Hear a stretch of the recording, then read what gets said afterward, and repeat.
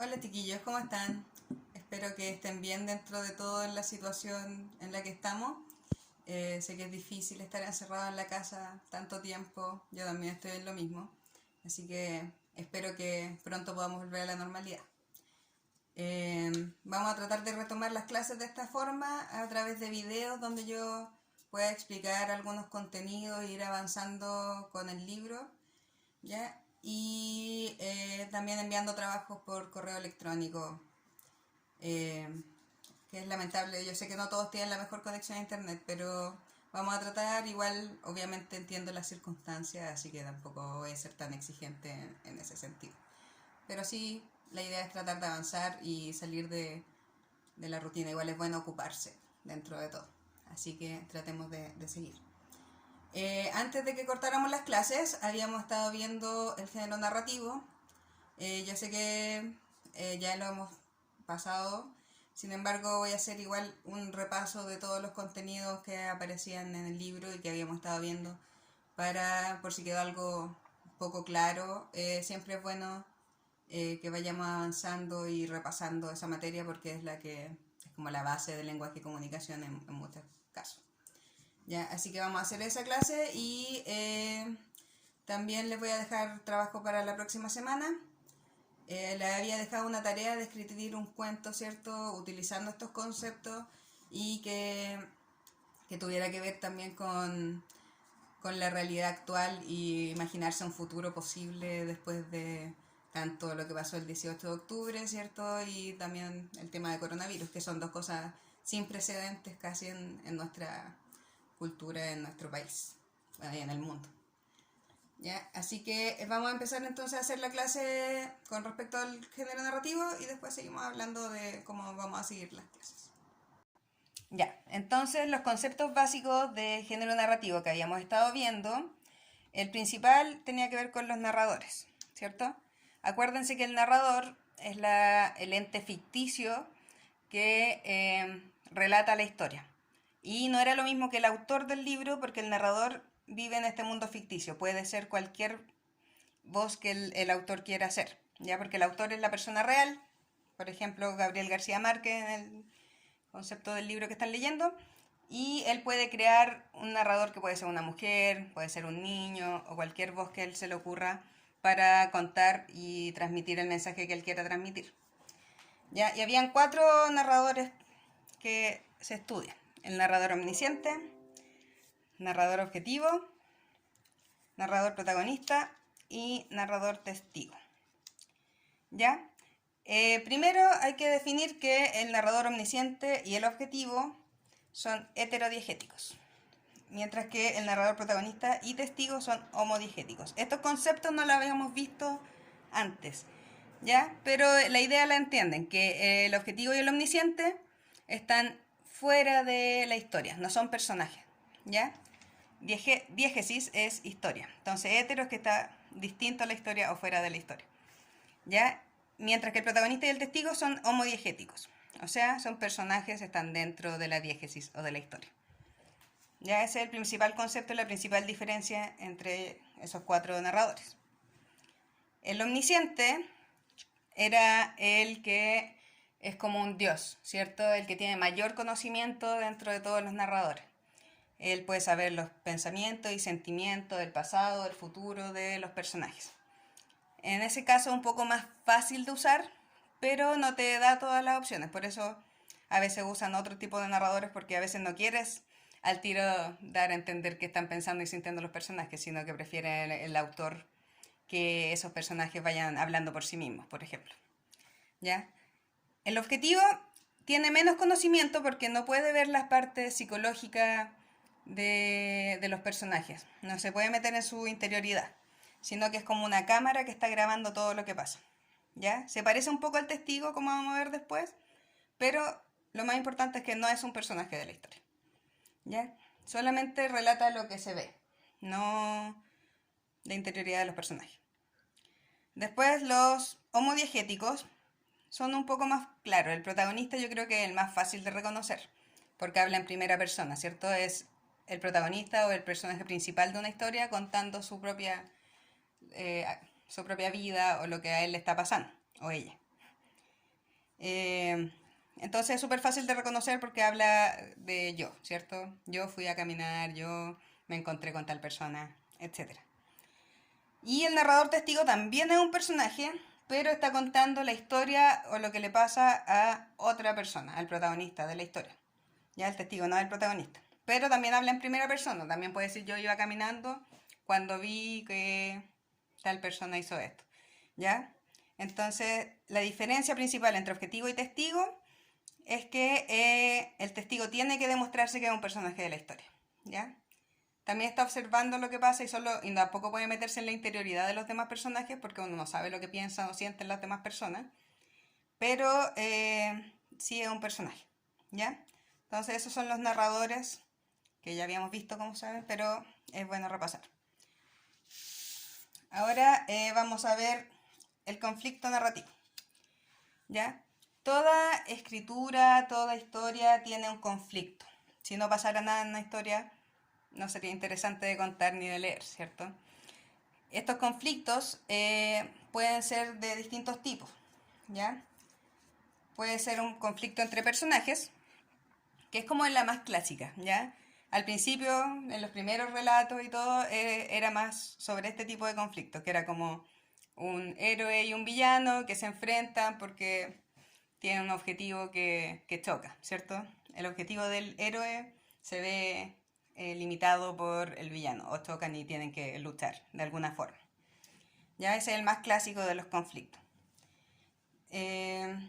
También existe el conflicto entre un personaje y una situación externa. En este caso, el protagonista de la historia se ve enfrentado a distintas situaciones que no le permiten llegar a su objetivo. Ya puede ser una tormenta, puede ser una crisis social, puede ser el coronavirus, cualquier cosa. En este caso, si seamos historia sobre el coronavirus, por ejemplo, probablemente esa sería la situación externa a la que se verían enfrentados los personajes, ¿ya? Y crea un conflicto de igual manera. Y por otro lado, que el más moderno de los conflictos es entre deseo o pensamientos contrarios. ¿Qué quiere decir esto? Que el héroe de la historia, con héroe no me refiero obviamente necesariamente a un héroe como la imagen clásica de un superhéroe o algo así, me refiero al protagonista de la historia, ¿ya? El protagonista de la historia se ve enfrentado a sí mismo, en el fondo, a un conflicto moral o, o con su historia, con sus mismos pensamientos, ¿ya? Esto se ve más en la modernidad porque en la modernidad la literatura se ha preocupado mucho más de la interioridad de los personajes. Ya no es tan necesario que haya algo externo que esté causándoles conflictos, sino que ellos mismos, y como nos pasa a todos yo creo en algún momento, tenemos conflictos con nuestras creencias o lo que creemos que es bueno o malo, etc. ¿Ya? Entonces ese es el conflicto narrativo. Es muy importante dentro de las historias que exista un conflicto narrativo, de cualquiera de estas índoles. Otra de las clasificaciones que tiene que ver más con la escritura de un cuento o una novela son los estilos narrativos. ¿Ya? Tiene que ver con cómo hablan los personajes, cómo se muestran sus diálogos o sus pensamientos dentro de una obra literaria. Puede ser directo o indirecto. ¿Ya? El estilo directo es cuando la voz de los personajes está representada en el cuento, ya cuando los personajes tienen una voz propia. Como cuando pones, y entonces Pedrito dijo, dos puntos, un guión.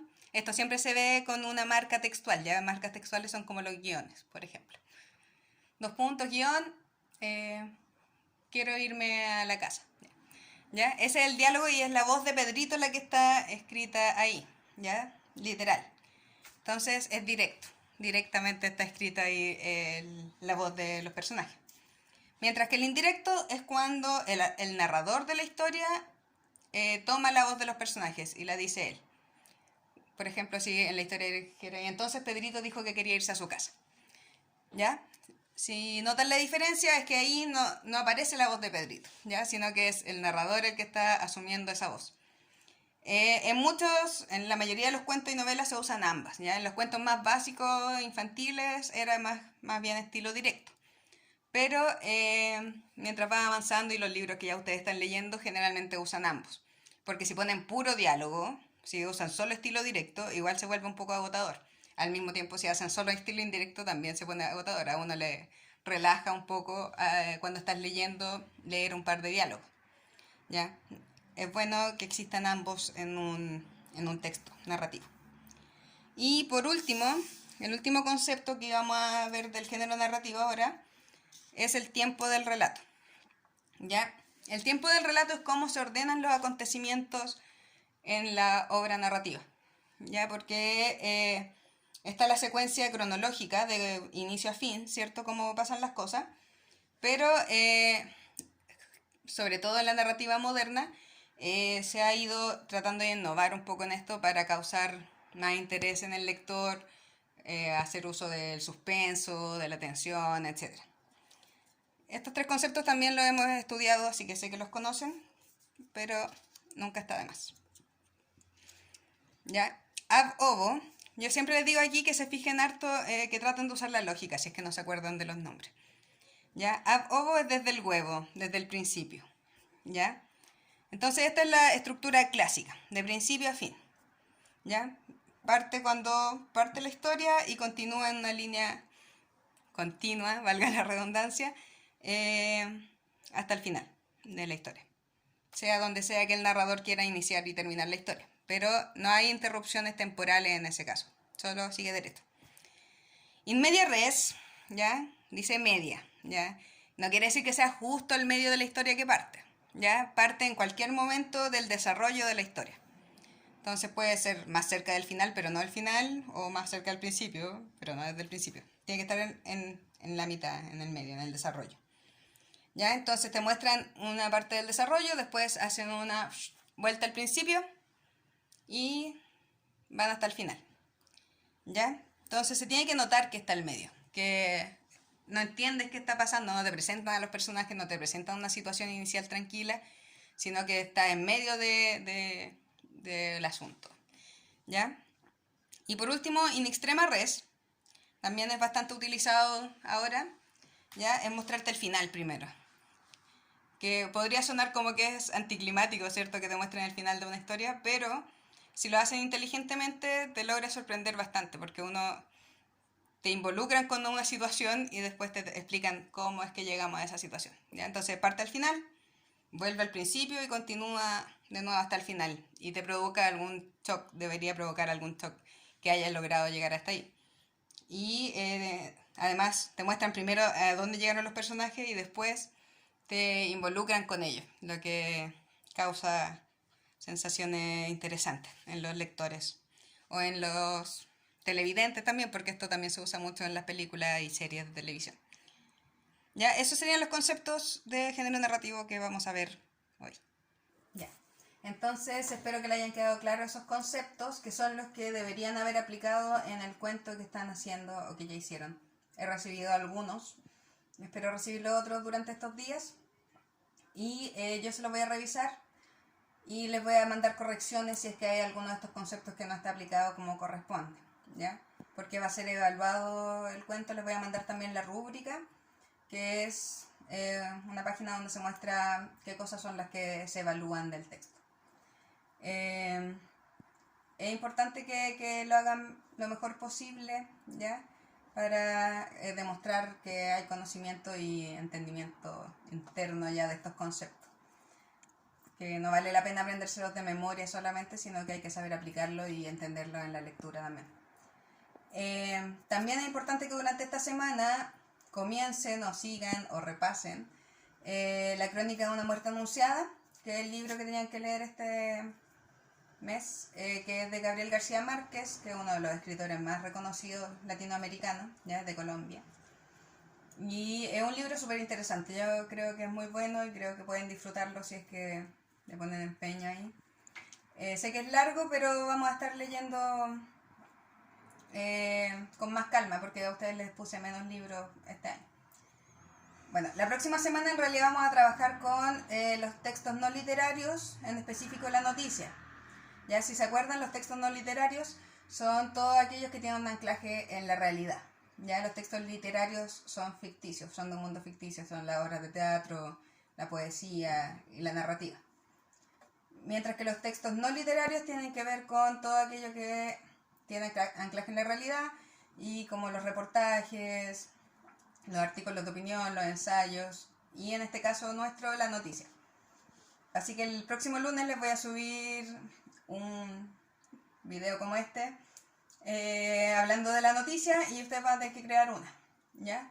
Vamos a dejar el tema del libro para la vuelta de las vacaciones, porque si saben ustedes, el ministro de Educación decretó que habían vacaciones las últimas 2 semanas de abril, ¿ya? Las vacaciones de invierno las adelantaron. De ser eso así, vamos a dejarlo de vuelta de eso, que sería la 1 de mayo, ¿ya? Si es que no se dan las vacaciones por algún motivo, ya sería la 3 de abril cuando empezamos a hacer el trabajo del libro, así que igual lean. Y ese trabajo va a ser más bien, no va a ser tanto de recordar tantas cosas del libro, no voy a preguntar cosas así como de memoria, sino más bien un análisis. Podemos usar estos mismos conceptos para analizar el libro, además de hacer un ensayo o un artículo de opinión sobre algún tema del libro. Ahí les voy a dar las indicaciones como corresponde, ¿ya? Bueno, supone que la 1 semana de mayo volvemos al colegio, igual es poco probable, ya, para que se preparen para seguir con este método. Eso sería más que nada por ahora, así que espero que estén muy bien. De nuevo, cualquier duda que tengan, cualquier cosa que necesiten hablar o lo que sea, me pueden escribir al correo. No tengo ningún problema con responderles, yo tengo harto tiempo acá también. Así que eso, nos vemos pronto, ojalá, y si no, que estén muy bien, chiquillos, cuídense.